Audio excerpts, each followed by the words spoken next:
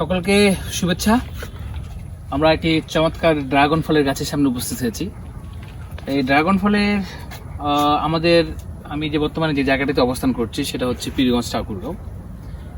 এখানে এই এলাকাটিতে কৃষি কাজের একটা চাহিদা রয়েছে।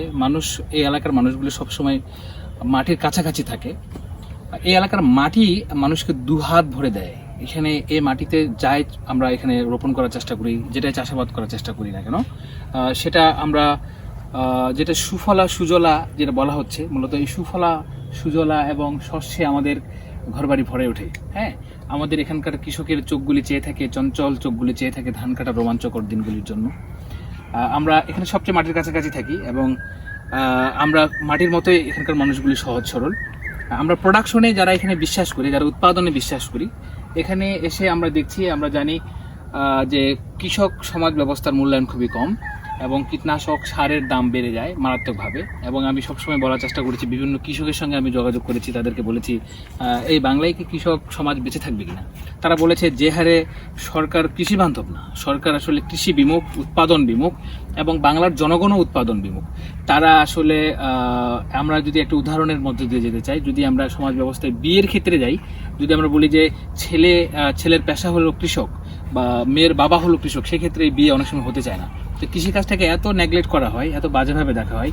যারা থাকে মাটির সবচেয়ে কাছাকাছি, যারা আমাদেরকে উৎপাদন করে দুবেলা তিনবেলা দুমুঠো অন্ন তুলে দিতে সক্ষমতা যাদের রয়েছে, তাদেরকে আমরা এত অবহেলা করছি। আমরা দেখছি যে ভারতের ক্ষেত্রে যদি আমরা লক্ষ্য করে দেখি, ভারত যখন বেশি প্রোডাকশনে যায় তখন তার সরকার তাদেরকে সেচ ফ্রি করে দেয়, কীটনাশক ফ্রি করে দেয়। কিন্তু আমাদের দেশে হলো কি, সার কীটনাশক এগুলির ব্যাপক দাম, বিদ্যুতের ব্যাপক দাম। তারপর আরেকটা বিষয় লক্ষ্য করা যায়, এবং তারা ব্যাপক আলু উৎপাদন করে, তারা ফুলকপি উৎপাদন করে, নানান ধরনের আম উৎপাদন করে, কিন্তু তারা দাম পায় না। এটা নানান সিন্ডিকেটে এই জায়গাগুলিকে তারা আসলে মূল জায়গা পর্যন্ত কৃষক যে লাভবান হবে বা কৃষিকাজে যে সে উৎসাহ বোধ করবে, এই জিনিসগুলি আসলে আমরা দেখি না। কৃষকের মুখে হাসি থাকে না। কৃষক সারা জীবনে যেন নির্যাতিত এবং সিন্ডিকেটের কারণে সে যেন নিষ্পেষিত, এবং কোনো সরকারকে আমরা ওভাবে দেখি না যে আমাদের আসলে কৃষকদের প্রতি এতটা মনোযোগিতা আমি ব্যক্তিগতভাবে দেখিনি আর কি। আমি যেহেতু একটা গ্রামীণ প্রান্তিক জনগোষ্ঠী থেকে উঠে আসা এবং অনেকগুলি কৃষকের সাথে আমার ব্যক্তিগতভাবে পরিচয় আছে, এবং তাদেরকে আমি হাসতে দেখিনি। তারা সবসময় দুঃখ ভারাক্রান্ত, এবং সরকার এবং জনগণ পর্যন্ত সেই পেশাটাকে নেগলেক্ট করে, এবং জনবান্ধব বা সরকার বান্ধব বা কৃষি বান্ধব আমাদের যে জায়গাগুলি হওয়ার কথা ছিল সেগুলি আমরা লক্ষ্য করে দেখিনি।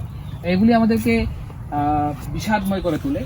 এবং এখন তো বর্তমান সমাজ ব্যবস্থায় যদি আমরা লক্ষ্য করি, বর্তমান সমাজ ব্যবস্থায় যেটা হলো আমাদের কৃষির প্রতি, কৃষিকাজে ধরেন যে একটা ছেলে ইউনিভার্সিটি থেকে পড়াশোনা শেষ করার পরে সে কৃষিতে ব্যাক করবে কিনা, সে ব্যাক করছে কিনা, কয়জন আসলে কৃষিতে ব্যাক করছে, এটা আমরা লক্ষ্য করছি না বা দেখছি না। তো এই জায়গাটাতে যারা উৎপাদনের জায়গাটাতে থাকে তাদেরকে আসলে এতটা অবহেলা করার কারণ কি, এবং তাদেরকে কেন কীটনাশক সার এবং বিদ্যুৎ পানি, এবং কৃষকদের সঙ্গে আমি কথা বলে যেটা দেখেছি, তাদের সংরক্ষণ ব্যবস্থা নেই।